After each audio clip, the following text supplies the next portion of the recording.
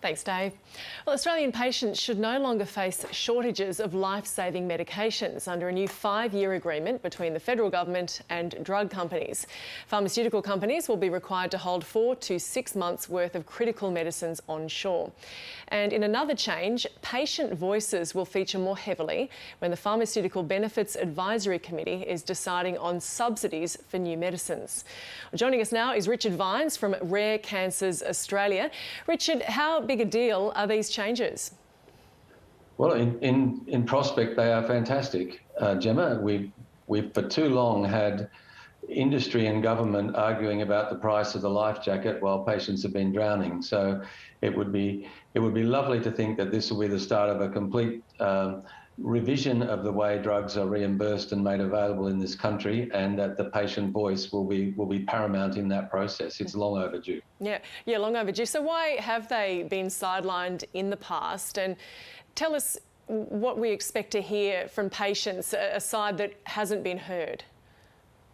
I think that the thing that really strikes people when I've been through this process of working as a charity to get a drug reimbursed, and we were fortunate to be able to put a patient in the room with the Pharmaceutical Benefits Advisory Committee, and just to hear their story of the journey of their treatment, their disease, what happened when they got access to the new drug on a provisional basis, had a profound effect on the economists and the clinicians and the scientists in the room, because it stopped the discussion being about what's on a spreadsheet and made it about what's going on in a patient's life. And that's what we want to achieve. We don't necessarily think that it should be only about what's going on in a patient's life, but it certainly shouldn't be nothing about what's going on with them.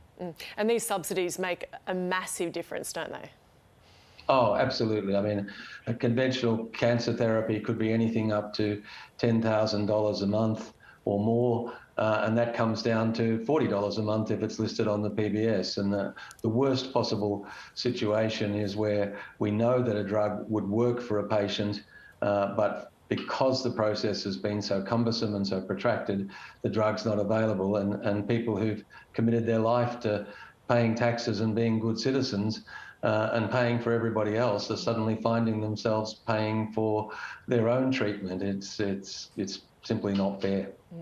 Now, under these changes, there'll need to be 4 to 6 months worth of critical medicines onshore, things like EpiPens. Have there been shortages seen in the treatment of rare cancers? No, I think that in fairness to the pharmaceutical industry, they have coped very well with the supply chain during this process, to the best of my knowledge. I know from talking to them from time to time that they conduct a lot of preparatory work about how they will get drugs through in a pandemic.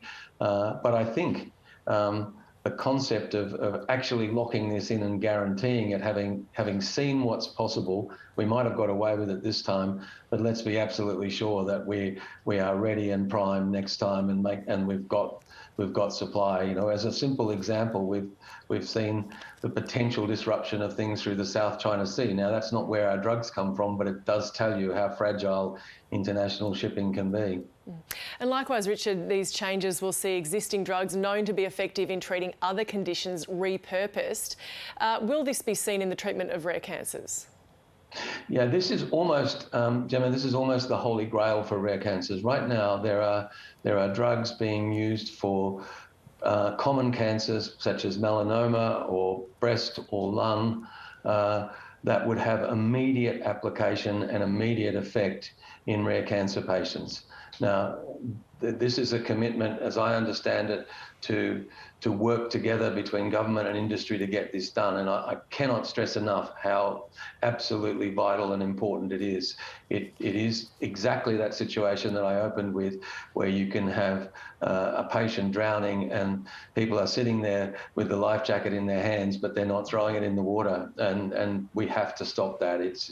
We're going through one process at the moment with a patient where we know the drug will never be available on the PBAC because there aren't enough patients in Australia to justify it, but that patient would benefit enormously from getting access. And that's a kind of glimpse into the daily life of being a rare cancer charity and patient support service.